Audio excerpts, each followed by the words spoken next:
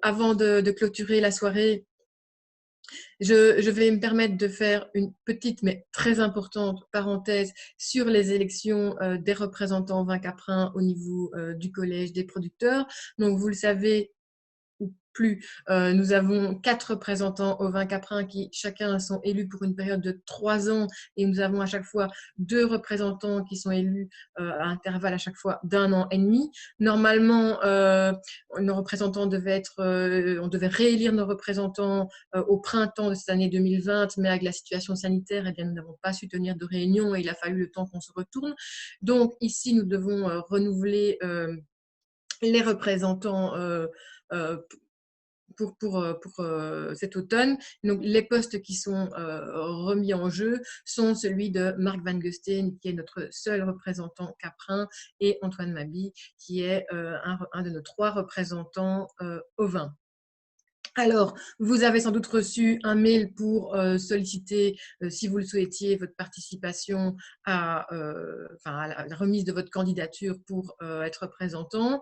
Nous avons reçu, au-delà de Marc Van Gusten et Antoine Maby qui souhaitent se représenter pour un nouveau mandat, nous avons reçu 2 candidatures externes de Ludovic Maréchal et de Thibaut Sommeville.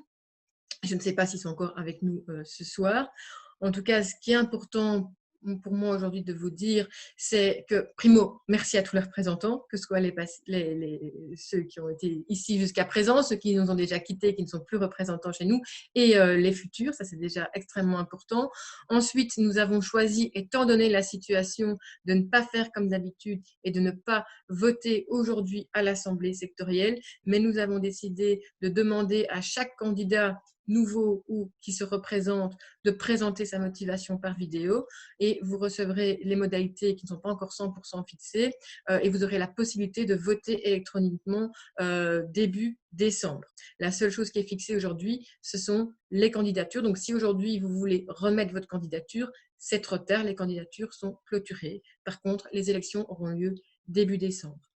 Ce que je veux par contre voir avec vous aujourd'hui, c'est que d'habitude on le dit oralement et l'Assemblée est présente, c'est plus simple. Nous avons un petit souci ou un petit questionnement au niveau du secteur au vin et caprin qui est que eh bien, si on remet en jeu de façon globale, comme cela est prévu par le Code de l'agriculture, le mandat de Marc Van Gusten et d'Antoine Maby, eh bien, nous risquons de nous retrouver avec 0 représentant caprin pour le secteur ovin caprin et 4 représentants ovins. Donc, je voulais savoir si ce soir, les gens qui sont présents à la réunion virtuelle étaient d'accord pour que eh bien, nous imposons le fait qu'il y ait minimum un représentant caprin pour le secteur ovin et caprin. Et en plus, on dit qu'il dit mot consent. Donc, voilà. Mais est-ce que quelqu'un a une objection ?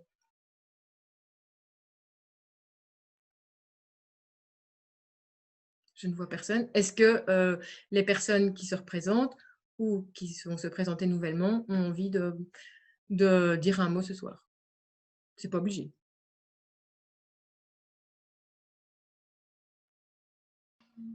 Qui me dit mot consent aussi?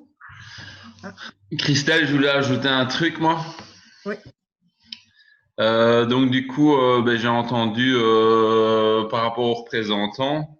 Euh, donc moi je me représenterai ici au mois de décembre, mais bon, ça prend quand même beaucoup de temps et ça demande beaucoup d'énergie pour être présent tout le temps, quoi.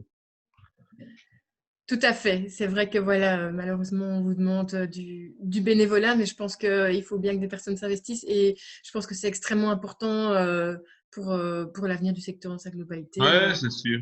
Et donc, encore merci aux représentants qui ont fait le job jusqu'à aujourd'hui. Voilà. Mhm. Bon, ben, si personne ne veut prendre la parole, je vais juste clôturer en ressoulignant le fait que le Collège des producteurs a développé un label Prix Juste. N'hésitez pas à vous faire labelliser Prix Juste. C'est à force d'en avoir et d'en parler que ça fonctionnera. Et si vous voulez rentrer dans la démarche, n'hésitez pas à contacter mon collègue Bernard Ménet. Voilà, je ne sais pas s'il y a des personnes qui veulent aborder un autre point.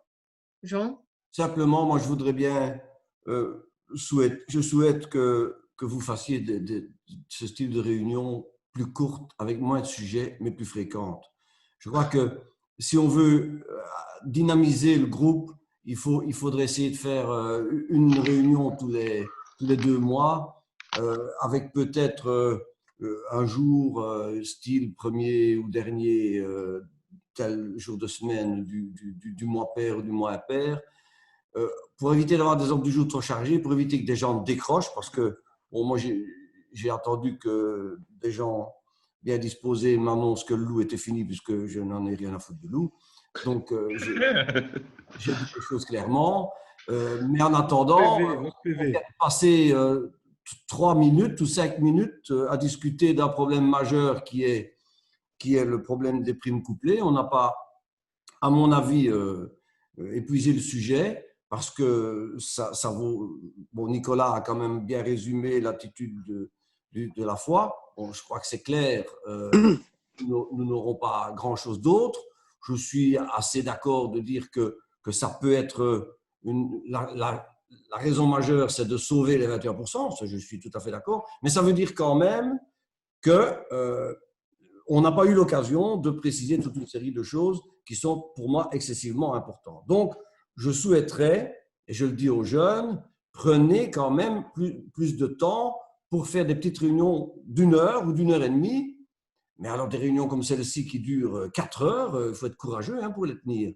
Et donc, il y en a trop qui lâchent, et ça, c'est un peu embêtant. Donc, moi, je souhaiterais qu'il y ait tous les 2 mois une réunion d'1 heure et demie, à une heure qui convient. Il faudrait peut-être faire une petite enquête pour voir quelle heure convient le mieux à tout le monde. Est-ce que c'est l'après-midi? Est-ce que c'est en soirée? Bon, il peut y avoir différents avis. On peut en faire aussi à différentes heures, mais de manière à créer un tissu relationnel et à créer de l'émulation et aussi de la concertation dans des prises de position. Ça me paraît être excessivement important. Voilà.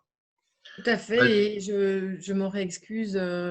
Je pense que voilà, chacun fait comme il peut, mais ce soir, toutes les interventions sur le loup, la mienne y comprise, et sur la promotion ont pris 2 fois plus que le temps qui avait été imparti. Si je peux ajouter un petit mot, Christelle? Bien sûr. Oui, un tout grand merci aussi à Jean pour son travail. Il y a eu pas mal d'échanges de mails avec l'administration, et c'est vrai que parfois on avait du mal de suivre le nombre de mails tellement il y en avait, mais Jean, tu avais parfaitement raison de suivre, et je crois que tu as suivi beaucoup plus que nous, parce qu'on a parfois le nez dans le guidon et on n'a pas toujours le temps de regarder tout ça, mais et c'est vrai que quand on a encodé, on s'est rendu compte quand même que heureusement que tu avais fait pas mal de remarques, et dans mon cas, ça s'est bien passé, et heureusement, j'ai eu de la chance aussi d'avoir Cyril qui m'a donné pas mal de conseils. Donc, Cyril qui travaille pour Elevéo et le collège. Heureusement que ces gens-là étaient là pour nous aider. Et alors aussi, merci à Christelle aussi pour la préparation de ce soir. C'est vrai qu'on pourrait faire plus court, d'autant plus qu'on gagne quand même, enfin, il y a quand même un gain de temps sur le temps de déplacement, donc ça c'est appréciable aussi. On gagne déjà 1 heure aller, 1 heure retour, donc parfois déjà 2 heures de gagner, mais enfin bon. Et en guise de conclusion, merci aussi à toute l'équipe du collège de producteurs. Je vois qu'Isabelle est toujours là, Emmanuel aussi, le coordinateur. Merci à eux. Et en guise, il y a une petite boutade. Je crois que tu allais dire une petite dire bouteille. que le loup est déjà dans la bergerie, parce que dans les invités, là, dans les participants, il y avait un monsieur qui s'appelait Monsieur le Loup. Donc, voilà, c'était une petite boutade. Et merci à tous pour votre participation. Très bien. Moi, je voudrais aussi remercier Christelle, Cyril et Isa et toute l'équipe qui est derrière pour la préparation. Et donc, je ne vais pas vous souhaiter de boire un bon verre, mais si vous en avez encore le temps, vous pouvez essayer. Un café.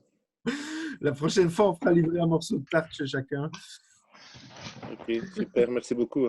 Et concernant les réunions à distance par visioconférence, c'est une bonne idée, Jean.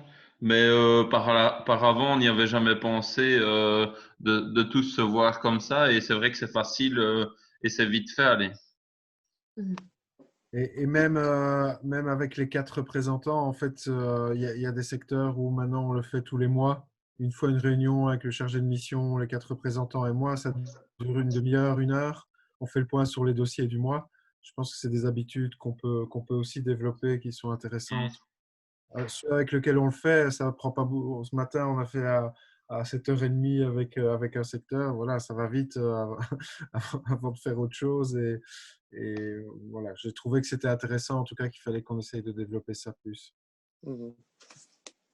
Si je peux me permettre sur le soutien couplé, hein, je suis tout à fait d'accord avec l'avis de Jean et je pense que toutes les discussions sont encore ouvertes au jour d'aujourd'hui et qu'il est très important qu'on accorde nos violons justement pour pas qu'on aille tous ensemble avec des avis différents face à l'administration. Et je pense que c'est hyper important au jour d'aujourd'hui face à l'adversité qu'on a par rapport au soutien couplé et à l'aide à l'élevage, qu'on soit tous d'accord au jour d'aujourd'hui avant d'aller plus loin dans les négociations. Il faut qu'on se batte tous ensemble pour la taille de l'enveloppe. Et je pense qu'après, on pourra discuter entre nous et on pourra s'arranger entre nous sur ce qu'on fait de l'enveloppe. Mais je pense que l'idée de la prime à l'herbe, c'est vraiment une idée aberrante, soutenue par les ONG environnementales, qu'il faut absolument que le secteur de l'élevage défende un non par rapport à ça et qu'il faut vraiment qu'on se mette tous d'accord là-dessus, quoi. Et je pense que si vous voulez, nous, la fois on est là, je pense que la FUGEA est là aussi parce qu'on est d'accord avec eux là-dessus. Il faut vraiment qu'on se mette d'accord pour ne pas aller défendre des choses différentes face à l'administration. Et c'est vraiment important au jour d'aujourd'hui, quoi. OK. Ok. Bien. Ce serait l'heure du verre, mais voilà, je pense que… Oui. Eh ben, merci à Bonne soirée tous tout le monde. Merci beaucoup. et bonne soirée et à bientôt.